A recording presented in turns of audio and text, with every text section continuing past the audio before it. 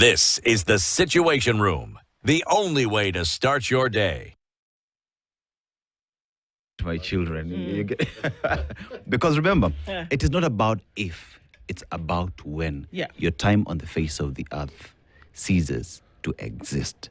So what are you going to do with the time you have today to prepare for those who will be there post you? So unlike ordinary life insurance, this cover continues for life and offers coverage ranging from 5 million to 100 million shillings with additional benefits. Talk about a waiver of premiums in the event of retrenchment. So that is very critical, Ndu. You're here, you're hustling, right? Yep. You are getting your salary, you are doing gigs here, you're getting paid, right? And with that, then, if you are paying the premium and you lose your job, Britam is telling you, we will waive that for around 6 months so that ujipange, so that when you're back, you continue with that process to secure your legacy. Okay. Question is, what are you going to do with that time? Because remember, it is not about if, it is when. It's about when. It's about when, for sure. All right, so keeping that in mind, let's do this conversation where we're going to go local, we'll go regional, we will go continental, we'll also go global, and all of these things are going to be localized in our conversation. And there's very few people who can then help with that kind of conversation in order to do that. And one of them is resident in this country. He also he's aspiring to be a member of parliament to kind of change things here and there. But in Langata, he'll tell us a little bit about that. We're doing Africa in Focus this hour. Pandemic, conflict, democracy, and the Pan-African dream. Ahmed Hashi is here with us this morning. Yes. Good morning. You're going to need the microphone. You're going to need the mic. Mic is in Timbuktu. I was like that in class too.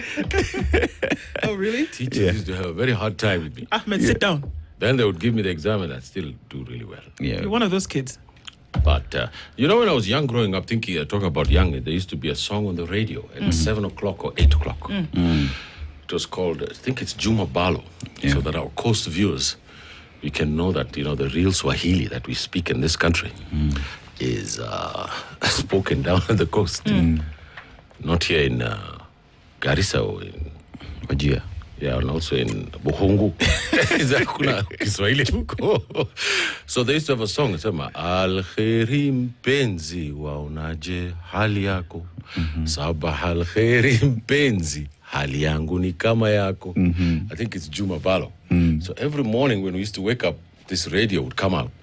And, it would just brighten everybody's day. But nowadays we're listening to West African high life. What's it called? What's that music called? What do you call it? We can't even understand it. We like it at night, but not in the morning. These kids are playing it in the morning. So I'm glad to be here. Karibu sana. Oh, Karibu sana. And speaking of West Africa, that happens to be where Dennis has taken us this week. Oh, wow, it's going to be complicated. Okay, here we go. And I will start with the proverb, and then he will tell us what he knows about the country. So the proverb says, the strange does not know where the village elder was buried. So what? The stranger does not know where the village elder was buried. It comes from Ghana. That's probably because he killed him. Oh, wow. Okay. There's another saying from Ghana or Nigeria that, you shouldn't steal the drums of the village. Because if you go to the next drum and you start hitting the drums, it means they know where the stolen property is. So I think that the stranger doesn't know where because he's not, he doesn't know the people around there. He doesn't know the community, so he doesn't know where the elders are buried. So either it could have that realistic meaning, or it can have a euphemism. We say that the villagers can keep a secret. Yeah. One of those two things. Yeah. I like them both. I like them both. Well said. Yeah. Indeed. So we're going to do a little bit of a snapshot around the continent and look at what's happening in different parts of the continent, because I think at the place that we are as the world is that, the African world, is that you're able to look here and there and see then what could form opinions then as we look into it. Okay? Let's start off. Let's look into Ethiopia. The election crisis. What's going on in Ethiopia today? and the messages or the lessons that we could actually look into from your perspective? So I think that's a brilliant question, Du. You know, sometimes I wish I could come here and talk about bright things. But I think that mostly I argue about standards, how our standards should be. Now, the Ethiopian election was not an election. It was an enigmatic election because the entire northern Ethiopia did not vote. The Tigray, you know, there's war there, in the Amhara state. And you know that the prime minister there, he's the president? Yes. Because it's changed. Yes. Yeah. So he has assumed executive power. He's become more dictatorial. He's even abolished the pretense of the ceremonial prime minister. There was no election. He has this philosophy called Moderna. He's even written a book about it. So it's a collection of mumbo jumbo, a collection of feel-good, Presbyterian feel-good kind of book about trying to change Ethiopia, which is a job of the prophets. I mean, changing Ethiopia is not a joke. But, you know, it's human beings who live in Ethiopia. And those human beings' lives can be changed with the leadership that Africa deserves. Yeah. And in Ethiopia, there is now the label that it could be the Yugoslavia of Africa. And that there could be about 2 to 3 states that emerge out of Ethiopia if the conflict continues this way. Because, you know, they killed 2 million civilians and military personnel in the last war. Yes. It was simply because of the change of power. Nothing less, nothing more. And that has yet to be solved. The talks were taken to South Africa by President Uhuru then and Olusegun Obasanjo. Am I saying that right? Nope. Olusegun. Olusegun. It's a she. Yes. Because he's Yoruba. Yes. So Olusegun Obasanjo, who was president of Nigeria before I was born, I think. So the guy is very strong. He's still doing his job. You know, so we got a process there in which the TPLF, you know, TPLF was the former organization that ruled the country. And this Moderna prime minister, who is now president. So I am gloomy about South Ethiopia. I do not think that these, you can safely say, fake elections. Why are you gloomy? Because we're looking at a country who's giving an example in terms of what development can actually do for the continent. We're talking about the establishment of the GERD in 2025. Yeah. We're looking at them probably building possibly the fastest speed train system on the continent, rivaling those, you know, around the world. So in terms of the development agenda, Ethiopia is up there. Bola International Airport, rivaling. There's no question. Airtime, There's no question that but some then of the can't get its governance right. Let me tell you. In fact, he has built Addis Ababa. Addis Ababa has become one of the most beautiful cities in Africa. It has. It's very true what you're saying. But you see, it's hollow because there's no legitimacy in Ethiopia. We have 2 choices in Africa. Either you give us a dictatorship, you do away with the pretense of democratic government, and you give people education, basic health care, roads, subsistence payments to women with orphan children, things like this, you know, developmental things. That's one way, and I don't agree with that way. I believe that that Africans have the capacity to be democratic. This idea about saying that this is Africa is a deeply racist and offensive term because it tells us that we're children of a lesser God, that we cannot handle complex institutions of democratic government, which is a lie. Because at the very first beginning of the African independence, every leader in every country in Africa which was free from colonialism was elected. It is those same leaders who turned the clock back and said, oh, we have to rush because we are behind developmentally. We don't know what that means. Development, you know, just doesn't mean double carriage roads. It doesn't mean skyscrapers. It doesn't mean development means the human index. What is the human investment that we get as persons, as individuals and citizens in this country, or in the region, or in the continent? Right. Now, Ethiopia, which is the experiment, I believe that if the Ethiopian democratic federal experiment fails, it will be an absolute disaster for the whole of Africa, because it means that in multi-ethnic, multi-religious, multi-worldview societies in Africa that cannot live together in one country. Nigeria has the same problem. It has 100 ethnic groups. It has all these complicated problems, and it's trying to build a democracy, and it's been achieving some semblance of it because there is a removal of power every 5 to 10 years. Yes. So the experiments in Africa are ongoing. The problem is the problem of corruption in Nigeria. The problem of there's nearly zero corruption in Ethiopia. Ethiopia is very strict about stealing public money. That's how they could build a GERD. Yes. That's how they could build the super highways. That is how they could build Bole Airport, because the corruption is about 5 to 10%. It's not as crazy as Kenya, where we lose 2 billion shillings, according to the former president, and I think it's more than that. It is. So I think that there are experiments in democratic government, even here in Kenya and across the continent. I think that's a good thing. It's good news. The problem is whether we are going to have democratic countries through the Electoral Commission. This is one of the biggest problems we have in this continent. Stalin used to say, I'm quoting Stalin. Can you imagine? Let's go. Stalin used to say that, it's not the votes that count, it's who counts the votes. So we have to get over that. Lastly, Ndu, I put it to you that we are not in a vacuum in Africa. We live in the world, and there are 3 existential threats in the world today. The first one is nuclear weapons. The U.S. and Iran and Israel are fighting over this. North Korea has intercontinental ballistic missiles. The other existential threat is AI, artificial intelligence, because all the drones that are falling in Ukraine, that are falling in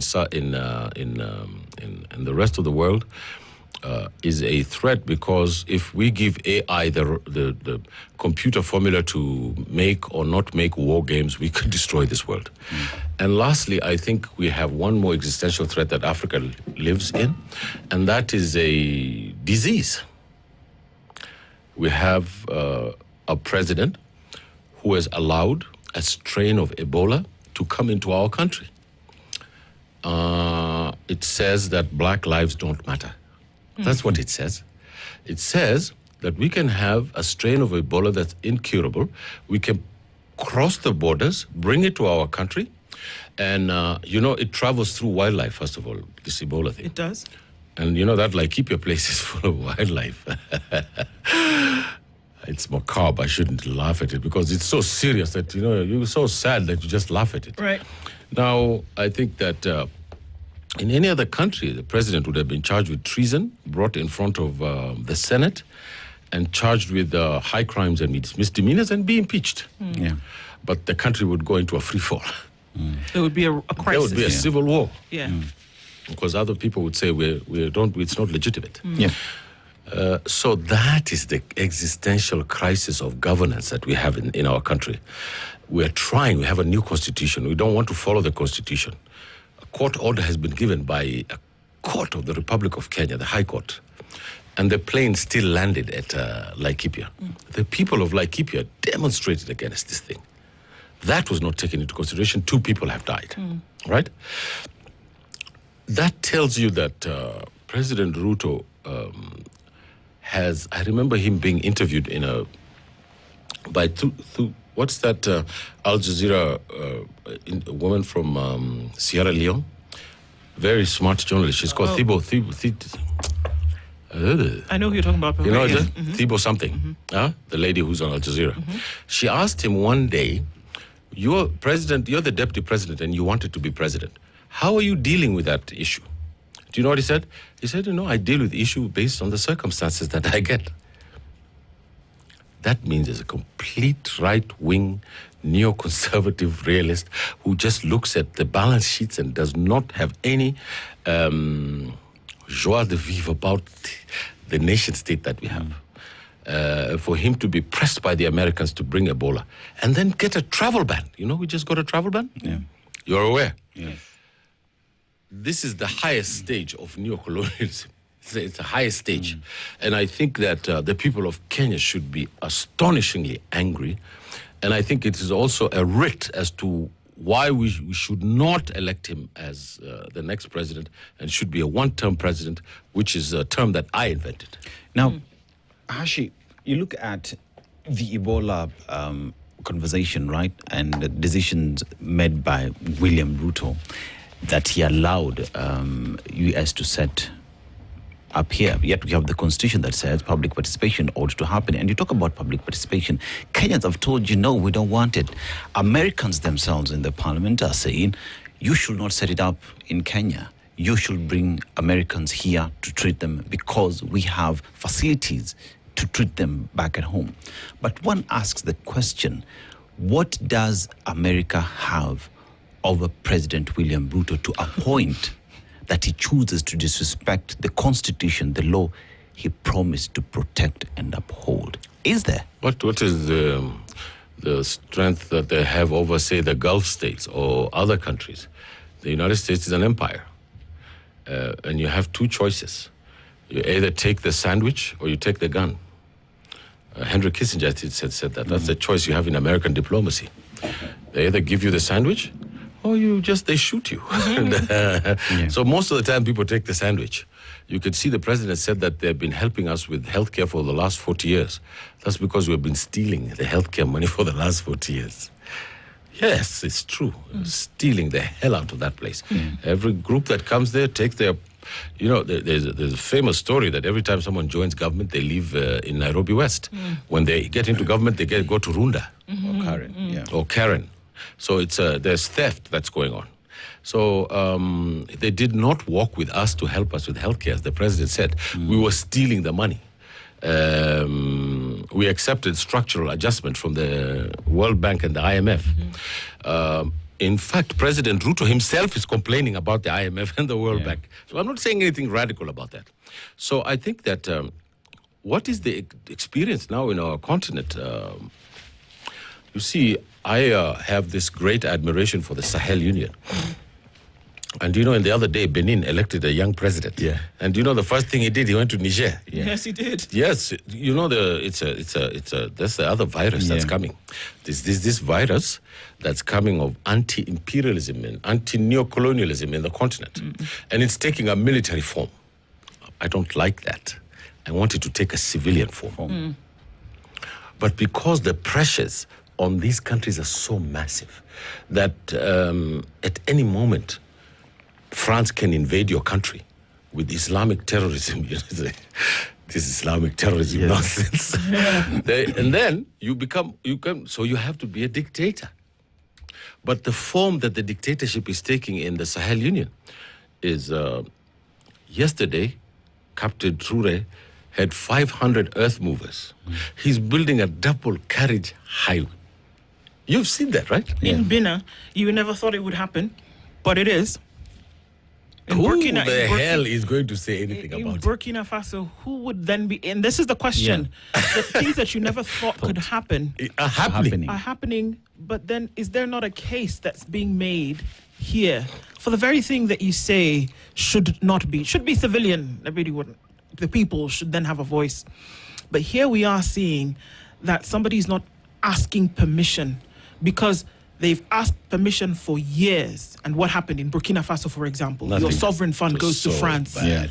The corruption in the state, terrible. Yes. The people are not developing beyond, their nose. Yes. And somebody comes in a transition government, not even as the president. In 2 years. And in 2 years has turned the thing around, paid off your Completely. debt, gotten the sovereign fund back, Absolutely. sorted out industry, and then has Built put the money in the hands of the elder folk. Yep. And is now building a railway. Yep. So it could be controversial, But is there not a case here for somebody who would take on a quote-unquote dictatorial position? I'd rather have. This nonsense has got to stop. Under the circumstances of the Sahel Union and the French Republic, the coup was absolutely legitimate. Because 99.9% of the people welcomed it. The day they'll fail is when the people go back to the street and say, you're not doing the job we sent to you. Yes. That's a form of democratic pressure. And the people of the Sahel, if you go there and tell them we want to bring back civilian democracy, they will demonstrate against the civilian democratic system. Because they know the civilian democratic system is made up of theft. The Nigerian singer used to say, they're beasts of no nation. Fela Anala Kupe, right? Nipol Kuti. Don't worry, I'll take you for pronunciation classes later. For now, I have to. Okay. So Kuti, said that. And these people who are ruling us, it's true, they're beasts of no nation. And I think that the general population is now under 25. They make up nearly 1 billion of the people of this country. I think it is critical. It is critical. And they're in the army. They're in the army. The next time there's a demonstration in Nairobi under the Gen Z, remember the army was sent in by this minister we had then, Mr. Duale? Yeah. You remember him? Yeah. I thought he was part of a coup. Why would he release the troops coming to town? Because what are the military going to do? They're going to follow their classmates who are on the streets. The junior officers and all these soldiers are going to follow their families. They're the ones who are demonstrating. So, this kind of policy misjudgment on Ebola, on the finance bill, on our defense forces, on the missiles that were bought from Israel, and the corruption that you've seen, the buildings that are going up in Lavington, in Kilileshwa. When you buy something in Nairobi, you have to go to a lawyer. Yeah. Then you have to make a sale. And then you get a fake company. But everybody knows whose fake company that is. This is a very small town. You can't steal in this town and it doesn't show up.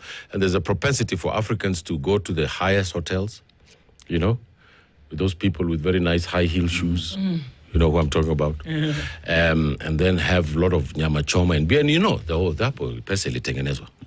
So it is the responsibility of not only me, you, and you, but of every person living in this republic and in the region to stand up for change. And my voice, I have lent it to that process. And I believe in constitutional change. I don't believe that we should go to State House and lynch the president. I don't think that's a good idea. But it happened in Bangladesh, which was a democratic country that elected people. And what happened? They refused to listen to the kids. And the kids went and threw them out and brought back another election. So I think that we ought to be very, very careful as 2027 comes to this country. Yeah. As you say that, there's still other countries. I mean, Faye, who is the president of Senegal, had a little bit of a tiff with his prime minister. Yes. And said, okay, well, you're out. And then his prime minister comes round and then is the leader of the majority in parliament. Yeah. Suddenly. Does this speak about the leadership that we seem to not be able to get hands on when it comes to the power that is then given? It's the fight between the empire and local resistance. Ousmane Sonko is perhaps the statesman of Africa today. How so? He's got the popular support of 99% of the Senegalese republic. He gave this guy the presidency because they put some law of some kind. And when they went into government, they found out that there was $3-4 billion of debt that was hidden. It's not hidden. Macky Sall took the money. He took the money. Yeah. Then he said the debt was hidden. Then the IMF came and said, where's the money? Then they told them the truth. They said the money was here, but we don't seem to have it. Yeah. It's gone. Now it's gone. So Mr. Ousmane Sonko, who was the prime minister, said, no, we're not going to pay this. We're not. It's odious. How are we going to pay this money? You people gave this money to a bunch of thieves. And you want us to pay and you want structural adjustment to come with it. And he was elected by the poor, the underprivileged, the Gen Zs of that country staged a revolution. And this crisis is going to happen to every country in Africa. Usman Sonko said the other day, we have the capacity as Africans to have institutions, to have disagreements, and allow for the democratic process to go through. He's absolutely right. But that argument doesn't work for everywhere in Africa. Why? It doesn't work in the Sahel, because the Sahel, for an example, that place called Niger, it gives all the mineral that lights up the nuclear systems in France. And they sell it for hundreds of billions of dollars. So, if you pay the lip service to democracy in Niger, you get overthrown. The former president said, I will do everything that's right for Niger, but do you promise that I don't get overthrown by France? He said that. Yeah. You can Google that. And guess who overthrew him? His own people overthrew him for saying that. So that crisis is here in Kenya. We in Kenya are conservative. We will never allow the military to take over this country. Never. I'd rather break my leg running over this constitution, going through elections, fighting corruption, than to allow the military to come. Because if we get the military to come in, they will never leave power, and this country will be in deep trouble. Because we don't have this sense about the military like in West Africa. In West Africa, a lot of the population believes that the military is the best form of government in that country. The problem is the military becomes very conservative and starts killing people, goes into ethnic bloodletting, and that makes the whole experiment wrong. So at the end of the day, I think that Senegal is showing us how we can deal with the democratic process, and the ideological divide between the president and the prime minister is because of the pressure of the international monetary system. And the international monetary system, even our own conservative president, disagrees with. And the crisis is organic. There is nothing we can do about it.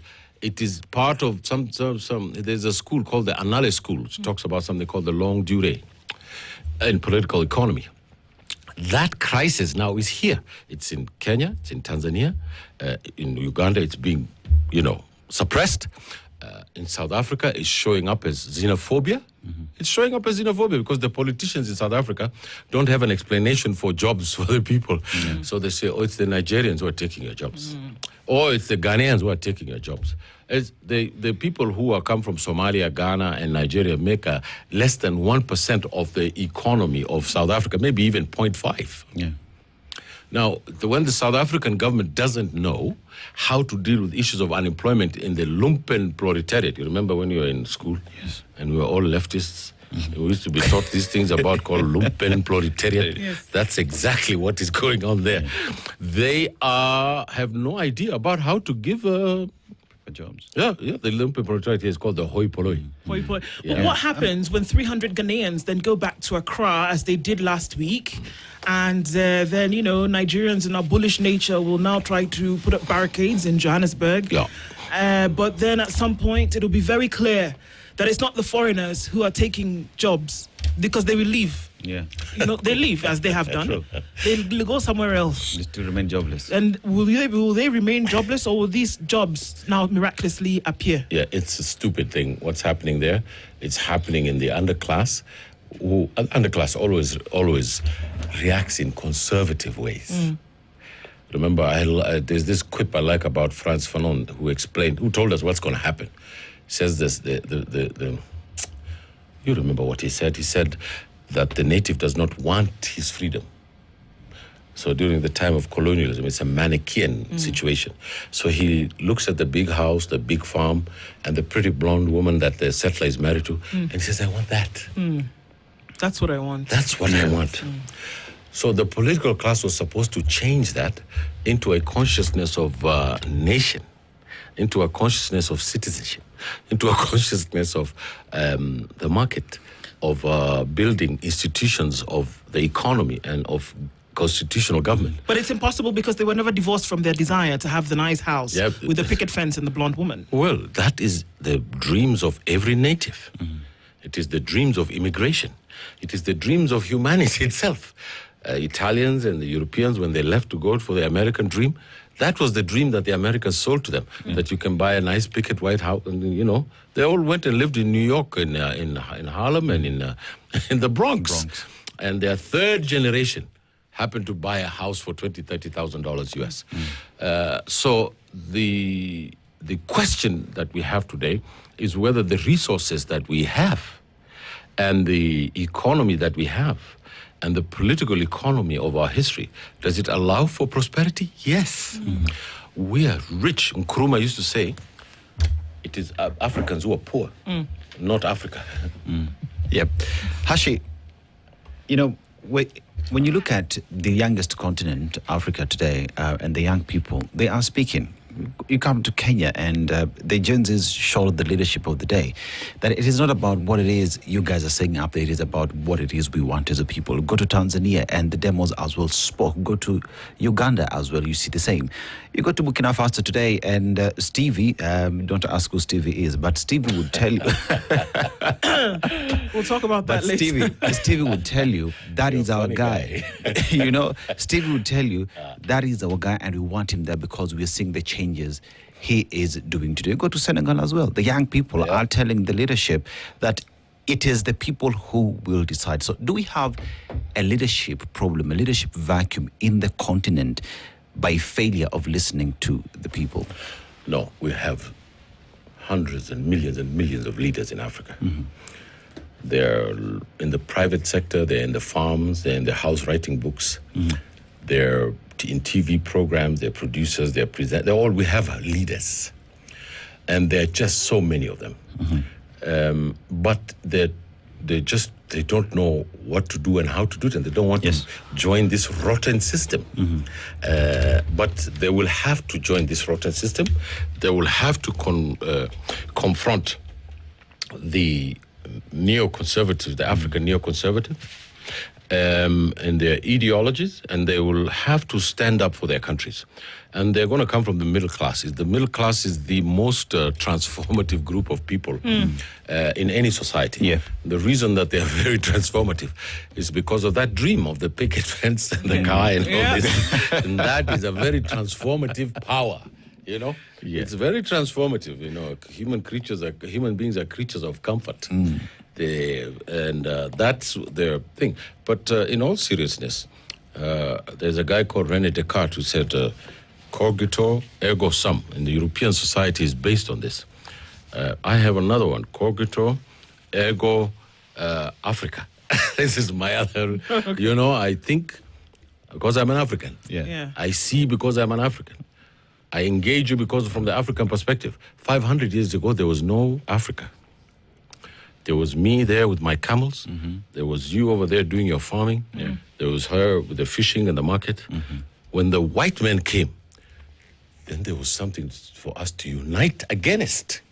Africa comes from there. Look at these guys. They've come here to eat our fish and take our cola nuts. Why? Then they took our people and they sent them over to Cuba. Why did they do this?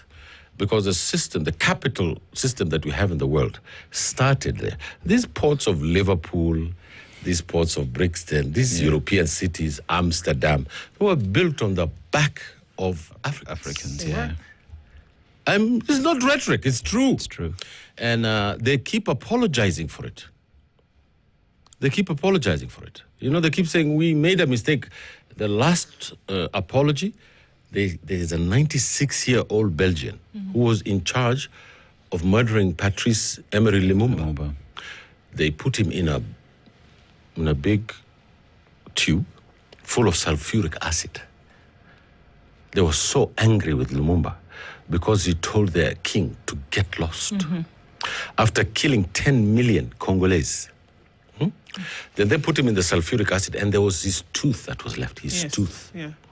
They took the tooth to Belgium. Then the Belgian government cleverly accused the 96-year-old man who's about to die as the whole guy who finished Lumumba. This is the guy who killed him. So they took him to court, and the guy died 3 months later. They knew he was dying. The person who signed the death of Mr. Lumumba was the president of the United States, Eisenhower. You should look that up. He said, kill him.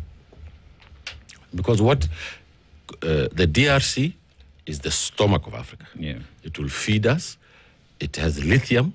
It has Ebola too, but it has everything.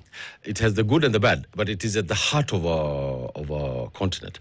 And if the DRC stands up, the effects will be just tremendous because it's the richest country in the world. Mm-hmm. Do you know that the forests in the DRC, if they burn down, the United States will become a desert. The western United States, because the rainfall system that comes out of the Congo Basin goes and rains in the ocean and then rains in the United States in the western part. If there are no trees there, drought will hit the western United States and it will make them like a Sahara desert. Now, the reason why everybody is so interested in the DRC is because of lithium. It is because of manganese, because of all these rare minerals that are going to power AI. There is no AI without the DRC. If I can use a lexicon soup. There is no artificial intelligence AI without the DRC. So Africa is at the very heart of the current and future political economy. And when you see us getting Ebola, there's a plane. The United States Centers of Disease Control have many planes that can land in the DRC, put their citizens there and quarter them. Ebola, you have to have exchange fluid to get Ebola. You know that? Yes. It's not like the flu thing. Eh? Yeah. So it's containable. It's containable. So what I'm wondering is, what kind of hell experiments are these people doing in Laikipia? Is this a virulent Ebola that may cause us a lot of problems? Do you remember when the corona came? Yeah. The government said that it was national security for us to bring Chinese nationals. There was no corona here then. If we had stopped the borders and cut off the planes, there would have been no corona. But we let in over 500 Chinese at the Kenyatta International Airport, and a cargo guy taped them. That's how we knew corona came to Kenya. Corona came to Kenya like that. And you're not being conspiratorial. There's no conspiracy about a group of Chinese people coming from Beijing, and I hear they were the children of the Central Committee of the Communist Party. There's always a little bit of smoke. Of course. But to be quite honest, corona traveled from China to Kenya through that plane. And Ebola traveled from where? The DRC? Through that plane. Through this plane that has come to Laikipia. And in another week, you'll start hearing cases of Ebola in Laikipia. All of the things that you speak about today, because look at the trajectory that we've taken this morning. Ethiopia, we've not gone to Sudan yet. We might do that. We're coming there in a minute. Ethiopia, we've gone to Senegal. We've gone to Burkina Faso. We've gone to South Africa. We've come to DRC. And it's very clear that there is a lot on the continent that we could coalesce around. And I'm going to go back to my friend Gaddafi, who said, you know what? This is the thing that needs to unify us. It's about the people. It's about the wealth. It's about the expertise and the knowledge. I mean, for crying out loud, Africa had one of the most intricate trade systems on the planet, even before the colonialists came. Absolutely. So it's not for want of intelligence. Yes, it's not. Or practice. No, it's not. It's greed for resources. Yes. So what is difficult? What's difficult about us coming together around the things that we have? Why is it so tough? I think tomorrow we want to kick out Africans of South Africa. We want to butcher people in our own countries. We have to take power. Mm-hmm. We have the progressives have to take power. Then they have to guide the states towards the ending of this. If I was president of Kenya, in the morning I would put down the borders of this country. First thing in the morning. And I would say, anybody, do you have a national ID from your country? That is your identification. You can come here, you can trade, you can move your goods, because we did that for hundreds of years, as you just said, Ndu. Why should we not do it now? That's the first thing I would do. Yeah. But the presidents of this region, the three presidents of this region, and the ones in the DRC and in Rwanda and Burundi are connected and economically dependent on the international political economic system. It's as simple as that. And unless there are militant politicians who are progressive in the vein of the presidents of the Sahel, nothing is going to change. Now, if anybody said that, we can't get away from these people, how is it that the Sahel states are getting away from it? Why is it that the people of Burkina Faso are doing incredible things? Why? Why has Namibia paid off its national debt as of a month ago? Why has Botswana refused the diamond deal with the bees? Yes. Why? It's because the expression of the militancy of the population is being recognized by even our politicians. Why has the president of Benin gone to Niger? Because he wants the program. They're saying, well, you people are doing something amazing. How are you doing it? Wallace Ouattara is the point man for the empire in Côte d'Ivoire. In Côte d'Ivoire. He's doing his very best to try and undermine the Sahel Union. The president of Nigeria, who can hardly walk, is called to you. It's called Bola Tinubu. But that's him. Yeah. He's a geriatric who should be in a retirement home. He shouldn't be in power. Fair enough. There's that Igbo fellow who wants to change the country. What's his name? Peter Obi. Peter Obi. You see, this is the contest. It is not ethnic. It's ideological. Yeah. There's a difference between Mr. Sonko, Usman Sonko, and who? Faye, because Faye bent to the order. Sonko said, no, I bet you that Usman is going to become president of Senegal. I can guarantee you that. And you know what? The first thing he's going to do is going to land in Burkina Faso. He has already been there. And say, let's talk. Yeah. He has already been there as prime minister. In Mali, what are they doing? They brought those terrorists. Allegedly. Those are French legionnaires. They're not terrorists. They are people who want to overthrow. Because these guys are in the Sahel Union. Yeah. So, Hashi, seemingly there is power within the continent in saying no to neocolonialists. Yeah. Because then therein lies solutions for your own problems and the power that you do have by using your own resources to benefit your own people. Yeah. But looks like there are others who say, no, we will continue with the status quo because that is all we know. I'll give you an example. President Bilter, the governor of Wajir, who's the best performing governor in northern Kenya. It is. Compared to the other ones, he's the best. There was a stadium built there. Yeah. A Somali community is clapping for William Ruto. They're very enthusiastic because he's put his hand inside their stomach and pulled out the sensitive issue of inclusion.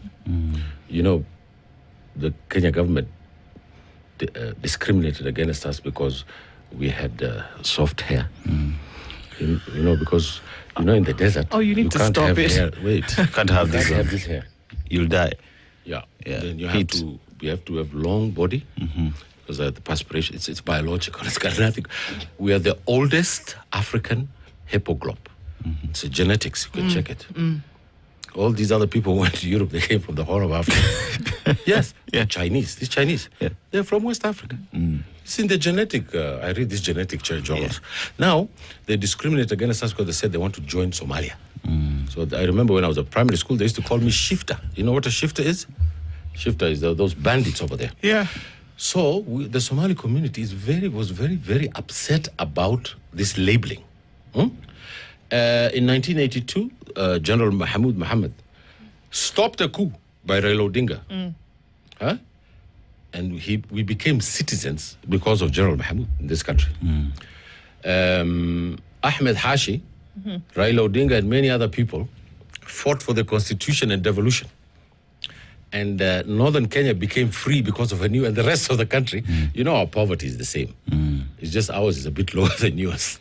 But we're all in poverty. We're all poor. So you can't say, I think these guys have developed. What development is there in Kenya, in Mount Kenya? There's nothing. Everybody is poor. You have seen it. There is no poor group in this country than those in Mount Kenya. You just because of this past colonialism.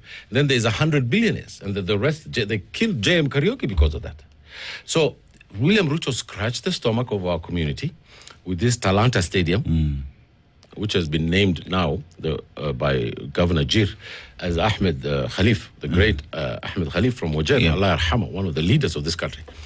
And the people, the Somali people in this country are very happy with him because you could hear the Somali songs and the Oromo songs in the stadium there. It's unheard of.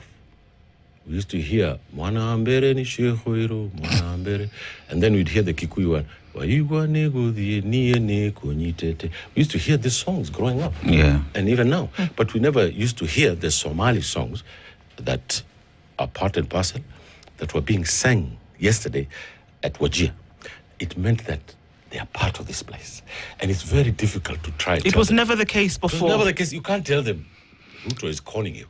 They will fight with you. So now because they can see what he's doing, and it's positive. He's been spending the last night in Habasweini. No president in this country has gone to those small villages. The man is a brilliant politician. You have to give it to him. He is brilliant at manipulating the emotional symbols of communities. Right now, he's going to tell us the Kikuyus are there by themselves. They believe they're the only people who can rule Kenya.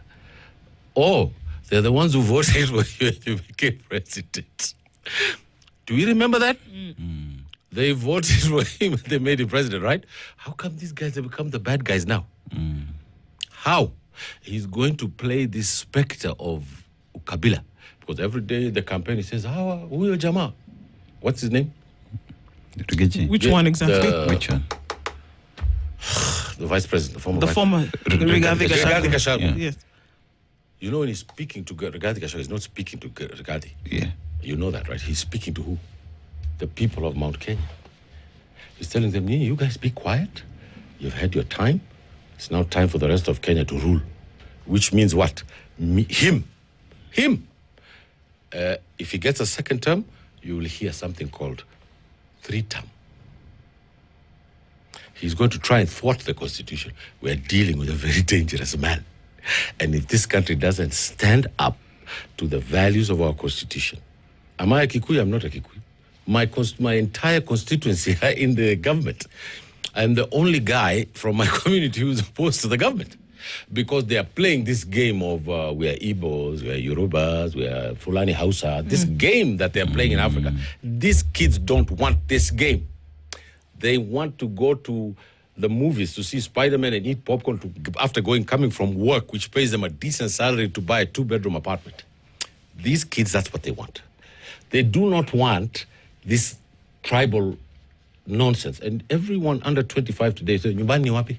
Nakwambia ni Kenya. My generation never knew that. Every kid under 25 are going out together. They're dating across the interracial lines. They're dating with the religious lines. They're crossing every red line in the country. Yes. And we're not ready for them. We're not ready because our mental makeup is in another place. And these kids are in another world. And trouble, my dear friends, is coming in a hurry, as they say, where she comes from. So to do what in a minute? Well, I think that there will be a transformation in 2027 in this country, like no other. 2007 was a joke compared to if we don't bring leadership to this country is headed into a lot of trouble. And we hope that the voice of the people is listened to exercise our democratic right and our vote is counted. If William Ruto returns then, that's okay with me because it is the will of the people. We must cast our ballot and it must count and it must be said the way it is casted. And therefore, the people will say, we won or we lost. Yes. You've ever heard of the saying? The people voted, but we don't know what they said? You've heard of that? Yes. What we want is a peaceful transfer of power or a return of the Kenya Kwisha people if they win. And that is the basis of stability for our constitutional system of government. Do I put it to you? Yeah. It can change because we've done what we've done is that it's gone around the continent, and we've seen that a lot of these scenarios are playing out and looking one like the other. But it seems that it's the will of the people that's the ingredient in all of this that is going to change things in one way or another. There's a concept in Arabic language. It's called aradatul sha'b. It means kwa Kiswahili, raia. You know, the Kiswahili's got a lot of Arabic words. Mm-hmm. It means the will of the people. We have to respect the will of the people. We cannot go and play hanky-panky with the vote because it causes civil strife. Yeah.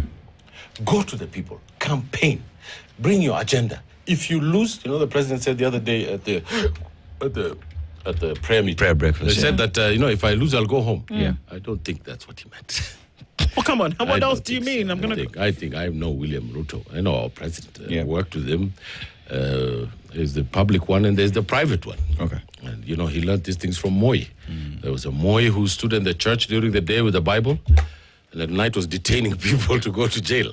So I think that we have reached a level in the modern world today that the Vox Populi, Vox Day. Vox Day. Okay. And we ended there.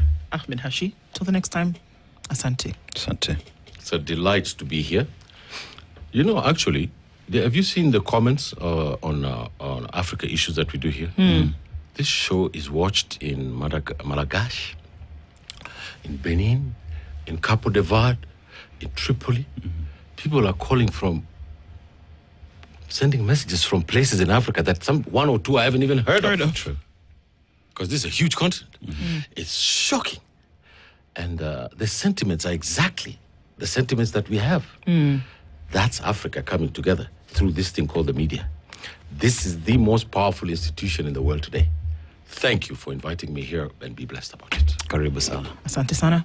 Good morning, 9 a.m. The latest news from this is the Situation Room, the only way to start your day.